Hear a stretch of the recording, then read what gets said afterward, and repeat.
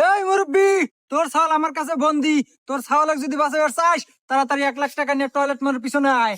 হ্যাঁ এনে কি কর বাবা? আচ্ছা আচ্ছা বাবা, আমি দেখতেছি কি করা যায়। ঠিক আছে সোহেল, ওই যে তোর ছোট ভাই সোহাগ ও কিডন্যাপ করছে, 1 লাখ টাকা চাইতেছে, তালিকা ছেড়ে দিব। আমরা থানায় যাই। আব্বা তুই এটা কি করলু?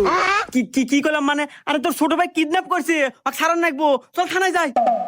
আব্বা তুই আমাকে এখনো চেনস নাই? আমি কেডো, আমি সিংকু মাস্তান। এই পুরো এলাকা ত্রাস করে খাই আমি। আর আমারই বাইক কিডন্যাপ করছে, ওই জন্য তুমি থানায়।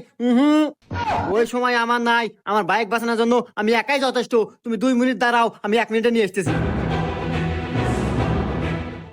এই মুরব্বি, তোর 2 ছাওয়াল এখন আমার কাছে বন্দি।